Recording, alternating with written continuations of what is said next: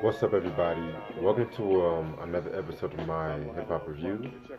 Um, Thank you guys for the love for the Taste of Chocolate review. By the way, the album I'm about to review is the next album. It's Big Daddy Kane's Prince of Darkness, released in 1991. Um, Cold Chillin' Reprise and Warner Brothers. By the way, I'm so glad I'm finally doing a review on this album. I've been wanting to do a review on this album for the longest, but I wanted to wait till I actually got this album to actually talk about it. Because yeah, singles albums known for are the groove with it, the love it in you, and I think Get Busy was a B-side, I believe. That and Vaughn 91. Alright, so I reviewed his first three albums, so I'll take it from here, from After Taste of Chocolate. And it's crazy too because before I begin this review, a lot of people has widely considered this to be his worst album and shit. So I just want to throw that out there. But anyway, yeah, after Taste of Chocolate, Kane was his popularity was kind of on a limbo and shit like that. Like, he was embracing his lady man persona more and shit like that. And so, basically what had happened was, that year, he was on Playgirl magazine and shit like that. And once he was on Playgirl, then he made an appearance on Madonna's sex book. Give me 1 second, by the way.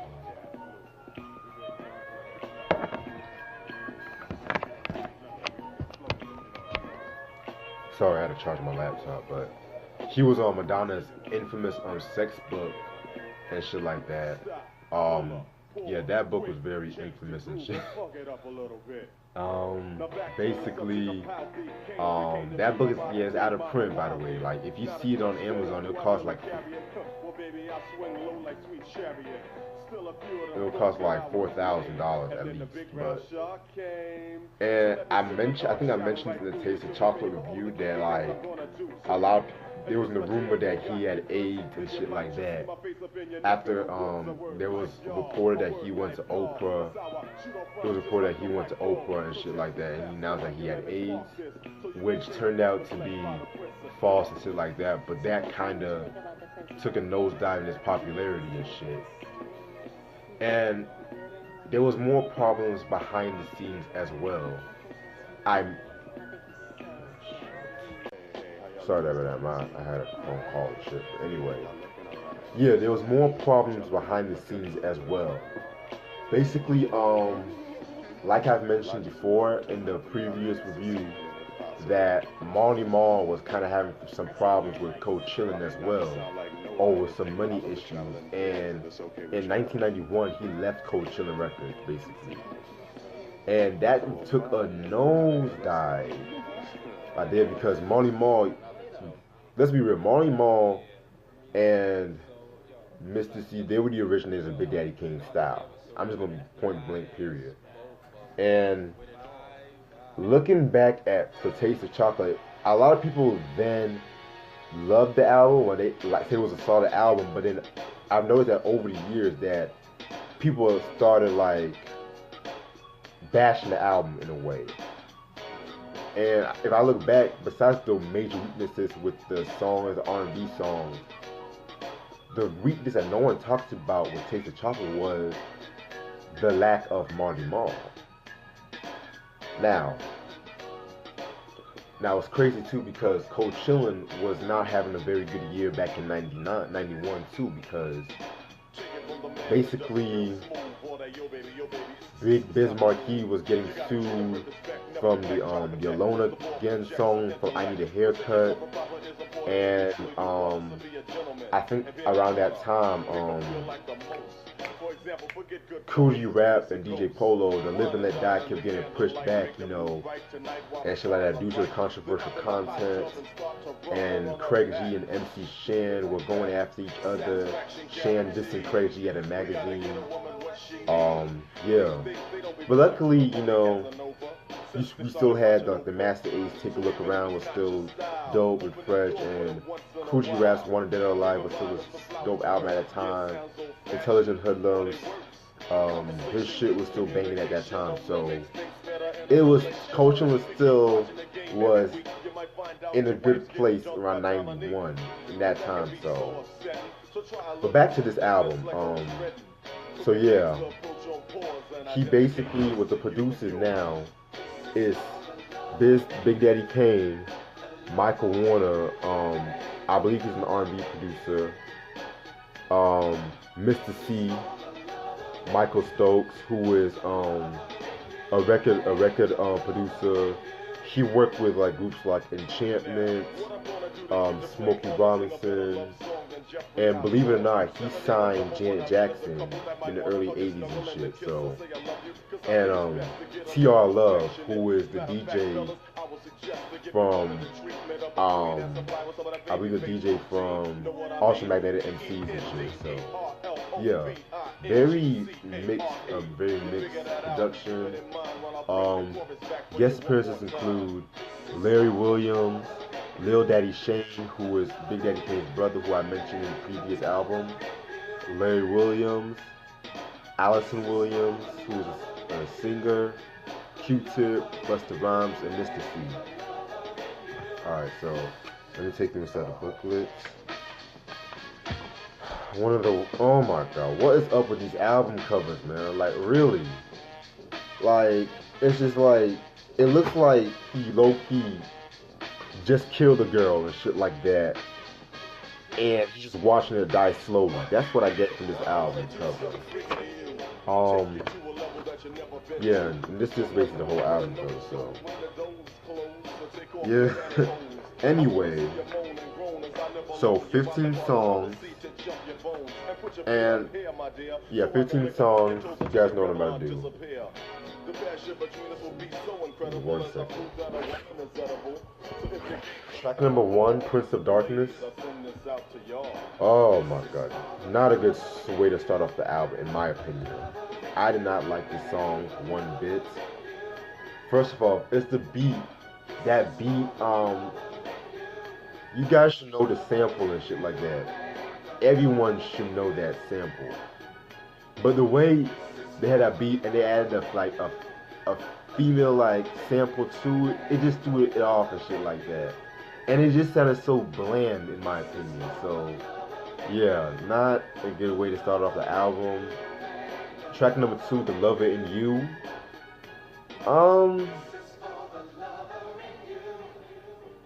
Tolerable. Basically tolerable. Ironically, this song has a Prince sample. You guys would recognize a Prince sample, but it's kind of crazy too, because if you guys remember back in the Long Live the Kane review, he wouldn't let Kane originally use the Staple Singer sample and shit like that because he owned the rights to that sample. So I just find that that's kind of irony. But track number 3, which is playing in the background, Get Busy. That's a pretty okay song. The beat, you guys would recognize the Curtis Mayfield sample and shit, so that's pretty okay. Track number 4, Ooh Ah Na Na Na. Oh my god, I love this song. This is the first great song from this album and shit. Excuse me 1 second.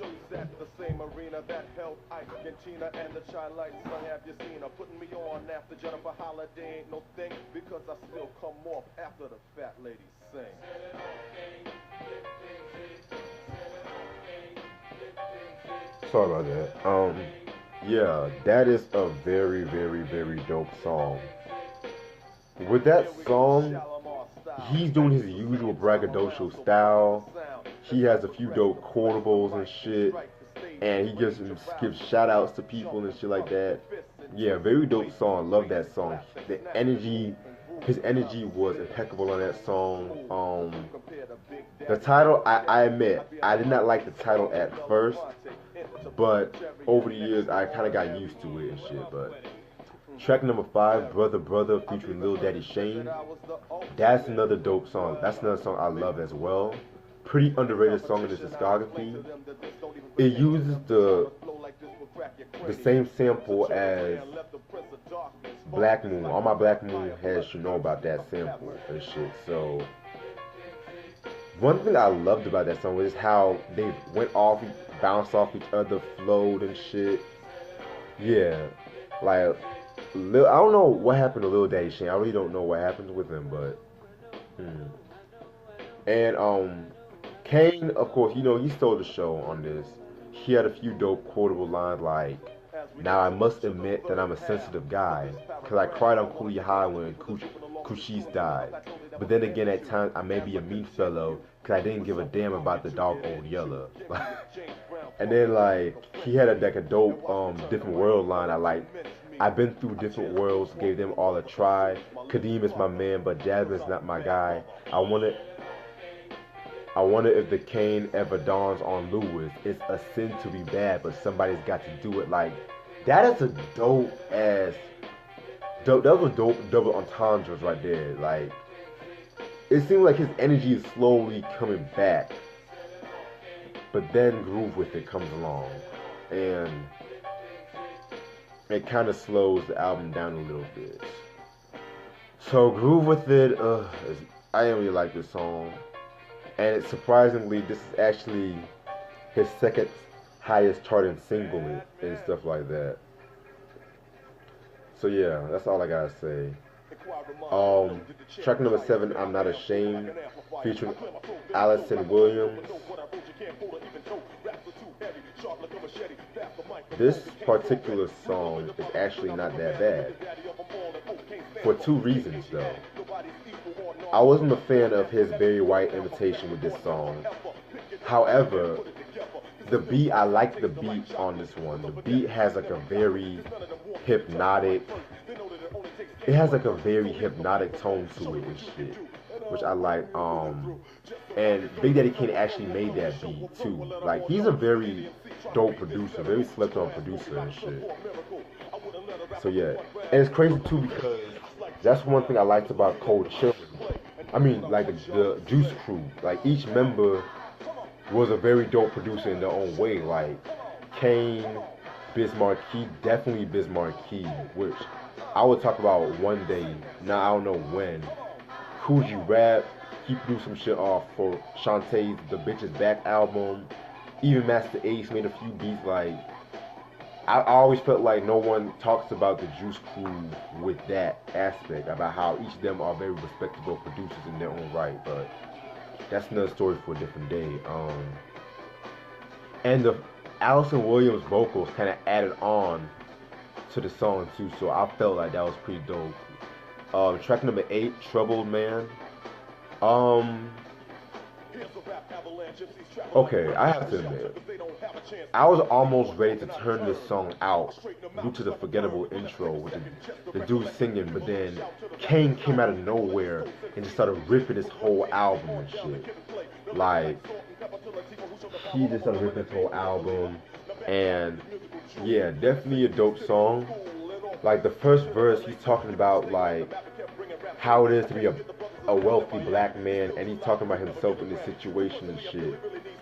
The second verse, he's talking about women, how women will get like brothers in trouble and shit, how you gotta watch some of these females.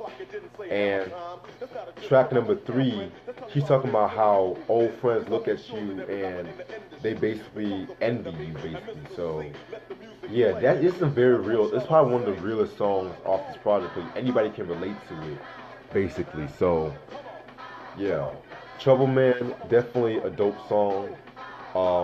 Track number 9, TLC, very forgettable. Didn't really like that song. Track number 10, Float, definitely one of my favorite songs off this album.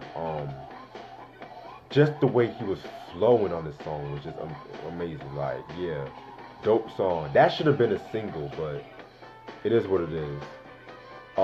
Track number 11, Come On Down, with Q-Tip and Busta Rhymes. This is my favorite song off this album. Like, this song right here was so ill and shit. Like that beat is just the beat was nice as fuck. It has like a very doomsday kind of feel to like a very basement, almost like it reminds me of Das, something you would hear from Das Effects, Straight Up Suicide um album and shit. Just that whole the way that bass is filtered and shit. And Q-Tip definitely had the best verse in my opinion off the song. Like let me repeat some of the shit he was saying. Like he was saying some shit like, I'm a native New Yorker, I pitch like a porker. When I get my ride, I beat the grill sorker. Tips a smooth talker, I love Alice Walker. So get off the deals and step back, you little hawker. Better yet, you hooker, you wanna show, I'll book ya. The highest way I took ya is yours a good looker. Like, whoo, he was going in on that song, like. And Kane of course did his thing, but I was a little mildly disappointed with Busta's verse. And I saw this interview on Vlad TV not too long ago where Busta Rhymes was talking about this song. And if you notice, like, when he does the rah towards the end of the verse, he's not really into it and shit like that. And he said that Kane wanted to force him to do that, you know, and Busta didn't even want to do that because, you know, he didn't want to be typecasted as that shit, you know. And I just felt like his energy on that song, I expected him, I don't know, I just wanted him to, his energy to be more in there and shit, but he still did his thing though. It's just, I felt like Tip definitely outright both of those cats and shit, and that song should definitely been a single, especially around that time, because Low in Theory was released a month prior to this album, so that could have definitely been a single, but who knows.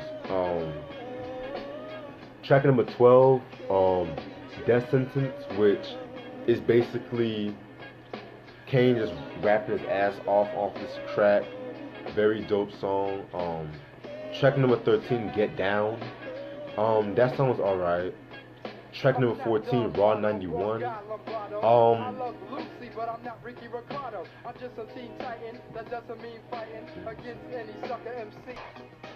Sorry about that. I had to answer somebody on the phone. But anyway,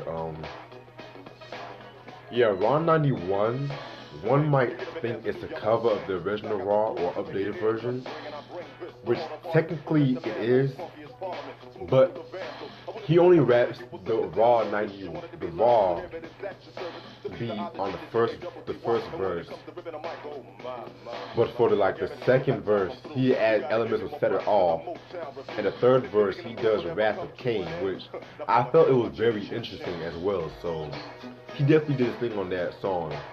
And track number 15, DJ Gets No Credit, featuring Mr. C.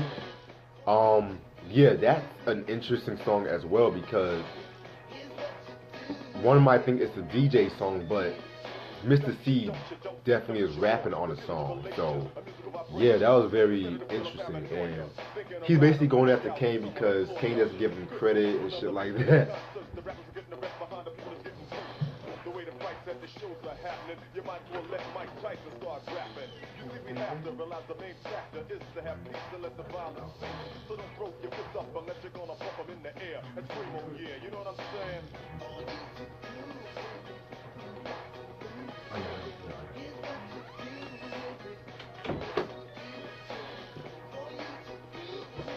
Sorry about that. So yeah, he's basically going after Kane, basically, saying like, yo, give me some respect and shit like that. Alright, and that's everything off this album. You know, sometimes we don't really give rappers credit for experimenting and shit like that, because, you know, once they step outside their shell, we're just quick to chastise them. When I first heard this album, I really did not really like it like that. I just felt like it was just kind of too New Jack Swing-ish, too R&B-ish. But then over the years, I listened to this album, and while there are some forgettable songs towards the beginning, I would say like the second half excels the album. Like it elevated the album status. Like this is a pretty, it's actually a pretty solid album if you ask me. It's not his best, but it's very solid. Like there's some things about it that's very different with Taste of Chocolate.